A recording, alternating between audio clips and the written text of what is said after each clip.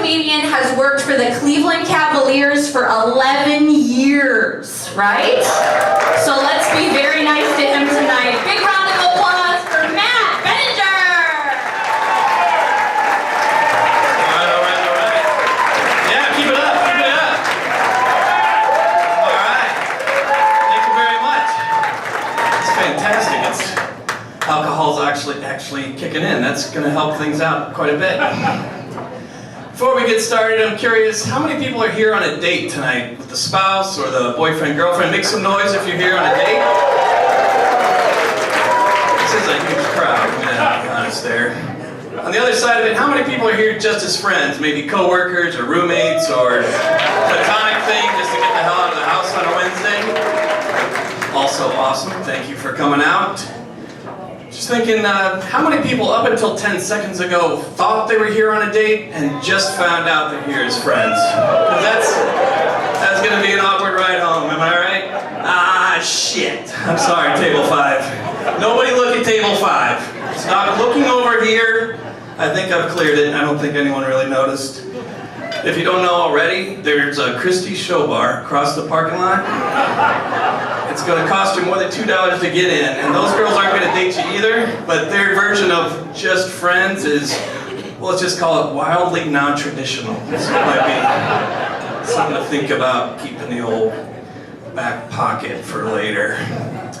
I certainly, God knows, I don't have a lot of dating advice. You're welcome. And but one thing I do know is that if you're in good health and you feel good about yourself, it puts out a positive image, and that's supposed to help you meet people and horseshit like that.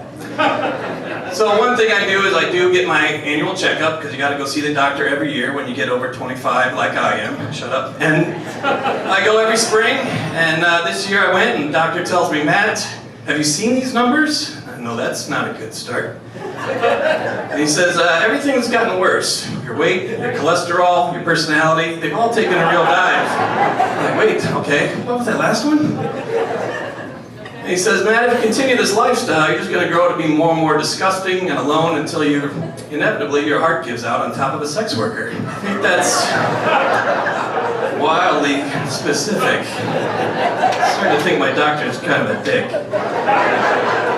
But I agree, I got a terrible diet. I eat a lot of junk food, a lot of trash, a lot of garbage, a lot of fast food.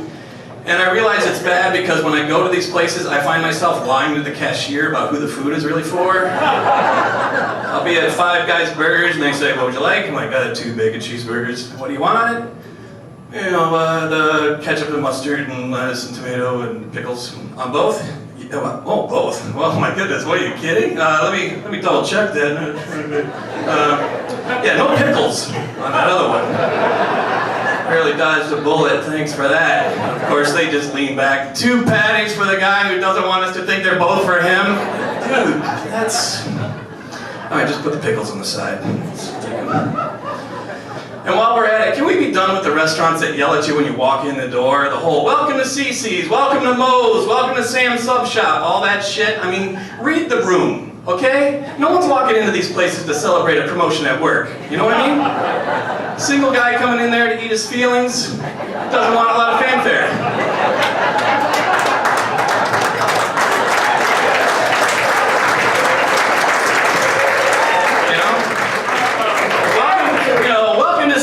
Single, middle-aged guy with no discernible friends or family, here for a pizza buffet by himself, and will likely leave crying instead of leaving a tip. My doctor work here?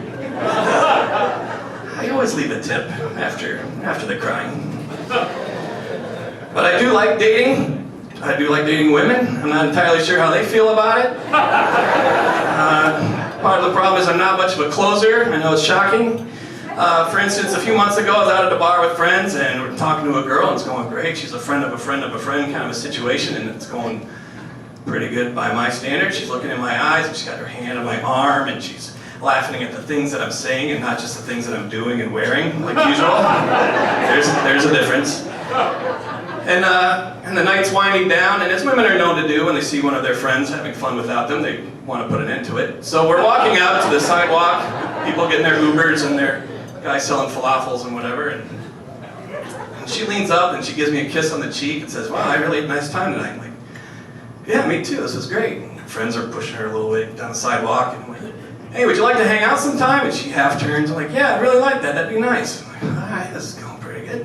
And then she gets a little bit further away, I'm like, wait, I don't have your number. And she says those romantic words that I'll never forget. Okay.